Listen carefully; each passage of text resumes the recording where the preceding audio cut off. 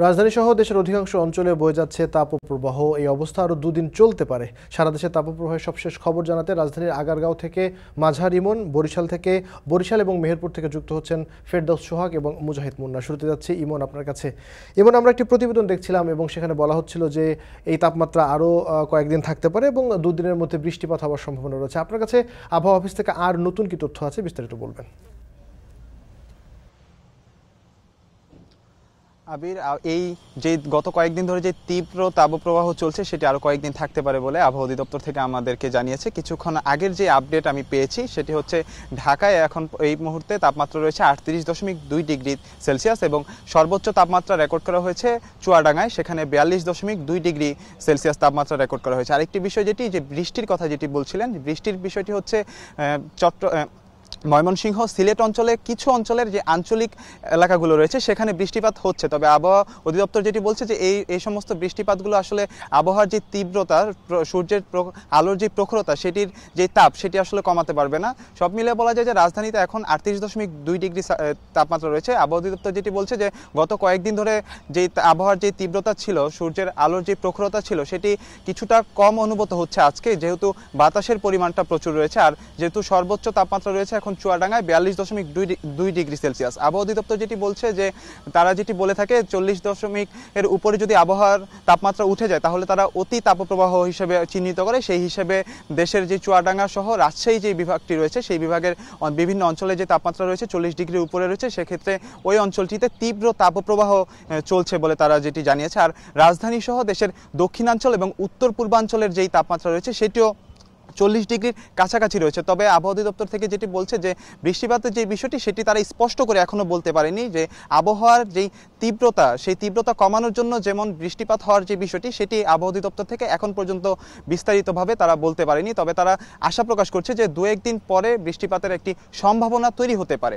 আরেকটি বিষয় জানিয়ে রাখি যে রাজধানী সহ দেশের বিভিন্ন অঞ্চলে যে আবহাওয়ার যে তীব্রতা চলছে, গরমের যে তীব্রতা চলছে, সেই ক্ষেত্রে বিশেষজ্ঞরা যেটি বলছেন যে প্রচুর পরিমাণের পানি পান করার সাথে সাথে আসলে যেই গাছ বৃক্ষ বননের যে বিষয়টি, অর্থাৎ পরিবেশ সংরক্ষণের যে বিষয়টি, সেটির উপর গুরুত্ব দিয়েছে আবহাওয়া অধিদপ্তর থেকে বলা হয়েছে। এবং বিশেষজ্ঞদের সাথে আমরা কথা বলছি, জানতে পেরেছি যে 1970 সালের পর থেকে রাজধানী সহ দেশের বিভিন্ন অঞ্চলে যেই তাপমাত্রা যেই পরিমাণ ছিল সেটি ধীরে ধীরে 2000 সালের পর থেকে বাড়তে থাকে। সেই বিষয়টি আসলে এখানে গুরুত্ব দিয়েছে যে 2000 সালের পর থেকে নগরায়নের যে বিষয়টি সেটি চলছে। সব মিলে বলা যায় যে এক কথায় যে প্রাকৃতিক যে পরিবেশের যে বিপর্যয় চলছে দেশ বহির্বিশ্বে, সেই বিষয়টিও গুরুত্ব দিয়েছে আবহাওয়া অধিদপ্তর। সব মিলিয়ে এই ছিল রাজধানীতে তাপমাত্রার যে বিষয়টি সেটি। এখন চলে যাচ্ছি বরিশালে, সেখানে রয়েছে আমাদের সহকর্মী ফিরদৌস সোহাগ। চলে যাচ্ছি সরাসরি ফিরদৌস সোহাগের কাছে। সোহাগ, আপনি বরিশালে রয়েছেন, সেখানের আবহাওয়ার কি অবস্থা এবং সেইখানের জনজীবনের কি অবস্থায় তীব্র তাপপ্রবাহের যে বিষয়টি চলছে? ধন্যবাদ আপনাকে। বরিশালের অবস্থাও একই রকম প্রায়। প্রচণ্ড গরম, প্রচণ্ড তাপ এখানে রয়েছে। আজকে বিকেল 3টায় 36.4 ডিগ্রি সেলসিয়াস তাপমাত্রা রেকর্ড করেছে আবহাওয়া অফিস। আমরা একটু দেখাবার চেষ্টা করছি। আমরা রয়েছি নগরীর দক্ষিণ চকবাজার এলাকায়। এখানে কিন্তু একটা জিনিস রয়েছে, সেটি হচ্ছে যে প্রচণ্ড গরমের কারণে ব্যবসা বাণিজ্য কিন্তু এক ধরনের মন্দা বা ভাটা ভাব।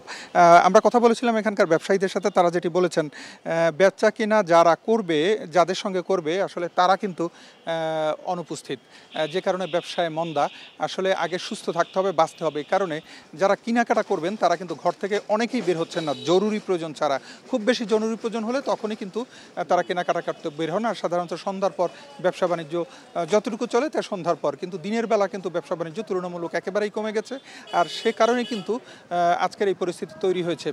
গতকালকে কিন্তু বরিশালের সর্বোচ্চ তাপমাত্রা ছিল 39 ডিগ্রি সেলসিয়াস আর আজকে 36.4 ডিগ্রি সেলসিয়াস। কিন্তু গরম কিন্তু প্রচণ্ড। এর কারণ হচ্ছে আবহাওয়া অফিস থেকে যেটা বলা হয়েছে, আর্দ্রতা বরিশালে 61% রয়েছে বাতাসের আর্দ্রতা। আর বাতাসের আর্দ্রতার পরিমাণ এতটুকু থাকার কারণে কিন্তু বরিশালে প্রচণ্ড গরম অনুভূত হচ্ছে। আরেকটা জিনিস জানিয়ে রাখি, সেটি হচ্ছে যে এই কারণে কিন্তু এই বরিশালে লোডশেডিং খুব একটা নেই, কিন্তু তারপরেও কিন্তু প্রচণ্ড গরম অনুভূত হচ্ছে। আসলে যে পরিমাণ গরম, তাতে কিন্তু মানুষ আসলে দেখলাম যে ছাতির দোকানে কিন্তু লোকজন আমরা দেখেছি।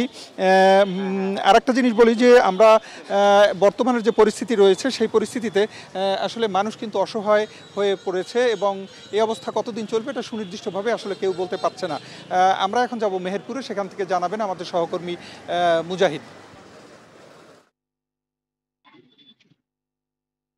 সোহাগ, আপনি যেমনটি বলছিলেন বরিশালের অবস্থা, আমি যদি মেহেরপুরের কথা বলি, বরিশালের চাইতে কিন্তু মেহেরপুরের অবস্থা আরো বেশি খারাপ।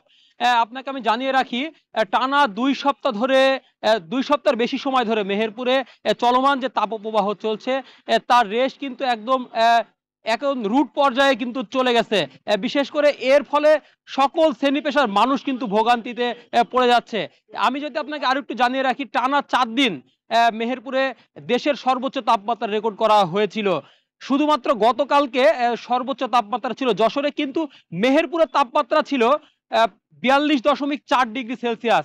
আবার আজকে বেলা 3টার সময় মেহেরপুরের সর্বোচ্চ তাপমাত্রা রেকর্ড করা হয়েছে 42.2 ডিগ্রি সেলসিয়াস, যেটি 3টা পর্যন্ত দেশের মধ্যে সর্বোচ্চ তাপমাত্রা।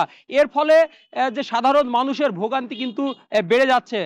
খুব প্রয়োজন ছাড়া আমরা শহরের বাজার ঘাটে বা যে কোনো জায়গাতে কোনো কাজে আমরা কিন্তু লোকজনকে বেরোতে দেখছি না। আবার যারা বের হচ্ছে তারা সেফটির জন্য কিন্তু ছাতা ব্যবহার করছে। ছাতা ছাড়া রাস্তা দিয়ে বের হওয়া খুব কঠিন, যার ফলে যে সমস্ত দোকানগুলিতে ছাতার বিক্রি কিন্তু বেড়ে গেছে। যদিও আমি কয়েকজন ব্যবসায়ীর সাথে কথা বলেছি, তারা আমাকে জানিয়েছেন তারা মূলত বর্ষাকে টার্গেট করেই কিন্তু ছাতা দোকানগুলিতে স্টক করে, কিন্তু এবার যে চলমান যে তাপ প্রবাহ, এর ফলে ছাতা বিক্রি বেড়ে গেছে, যার ফলে তারা কিন্তু আগেই ছাতা তুলেছে এবং প্রতিদিন প্রতিটা দোকানে 2টা থেকে 10টা পর্যন্ত ছাতা বিক্রি হচ্ছে। আমি যদি আপনাকে দামের বিষয়ে জানিয়ে রাখি, 350 টাকা থেকে শুরু করে প্রায় 1012 টাকা পর্যন্ত কিন্তু ছাতা পাওয়া যাচ্ছে। আবির, এই ছিল মেহেরপুরের তাপ দাহের সর্বশেষ পরিস্থিতি। রাজধানী সহ দেশের অধিকাংশ অঞ্চলে বয়ে যাচ্ছে তীব্র তাপপ্রবাহ। সেই খবর জানছিলাম ঢাকা এবং ঢাকার বাইরের সহকর্মীদের কাছ থেকে।